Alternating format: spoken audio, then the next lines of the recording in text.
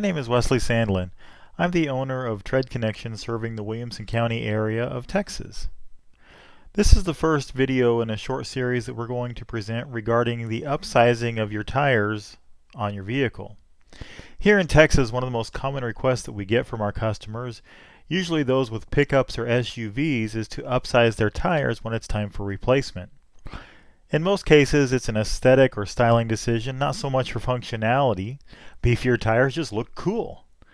However, there's a lot more involved in upsizing your tires than just requesting a larger tire size. A couple of starting questions to ask yourself are these. Are you going to or have you modified the suspension of your vehicle, such as putting in a lift kit or putting in a leveling kit? Are you intending to keep your stock wheels and tires or use aftermarket wheels? Some things to consider if you do not intend to modify or have not modified your vehicle's suspension. Upsizing your tires can cause problems, especially at the front of your vehicle. Larger tires, when you're turning, can rub and damage the inner fenders of your vehicle. Imagine rather aggressive off-road tread rubbing up against the inside of the fenders of your vehicle. It's going to grab the plastic and other pieces and kind of tear them out. So you have to be careful there. Modern vehicles are designed with very tight tolerances, and even just moving up one tire size can cause this kind of rubbing. Also, if you intend to use stock wheels with your larger tires, there are some considerations there. While your new upsized tires may be the correct diameter for your stock wheels, for example 18-inch or 20-inch wheels, the width of the upsized tire may be too wide, resulting in the tire being pinched when installed. A pinched tire will bulge the middle of the tread, causing the center of the tire to wear out first. That area of the tire will be doing all of the contact with the pavement. While it's not an urgent safety hazard, you will need to keep in mind in this scenario that you are using a smaller portion of the tire's tread, which can impact wet traction, snow traction, and in some cases off-road traction. Other things to consider when upsizing your tires are the fact that your speedometer will read incorrectly. It will indicate a slower speed because of the larger diameter of the tires. And you also possibly have problems with your tire pressure monitoring system, as larger tires may take a different tire pressure than your vehicle is calibrated for, in which case you'll just need to run to the dealership and they can reprogram that parameter of your vehicle for you for the proper air pressure of your new larger tires.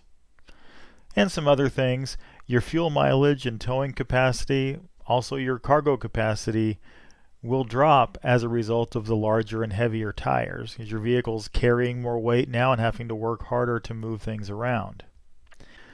One thing that I do want to share before we close this video is this tire diameter calculator here, and it kind of reinforces many of the points we've just made. This is a common upgrade. The stock size of the tire you see in size 1 is a 275/65 R20. The customer wants to upgrade to a 35-inch tire on their truck. So you can see in the graphic that there is a pretty dramatic difference in the tire size. As we go down these numbers, the tire diameter between the two sizes is plus 2.6% on the side of the 35-inch new tire, which is significant when you think about the diameter of the tire. The width is an inch. This comes into play when we were talking about that rub on the inside fender. This tire is going to be almost an inch wider than the stock tire, so if you're making a sharp turn, there's a very good chance with a stock suspension that the tire is going to rub the fender, the inside of the fender up front.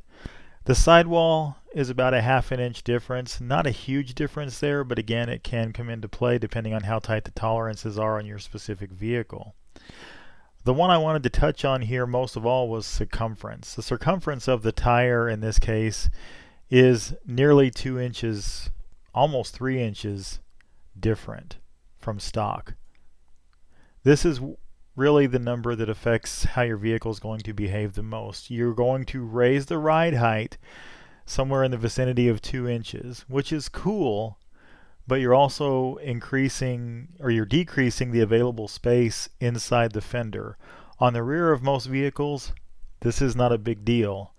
On the front, when the wheels turn, this is where a lot of the problems come in, especially if you're using a stock suspension.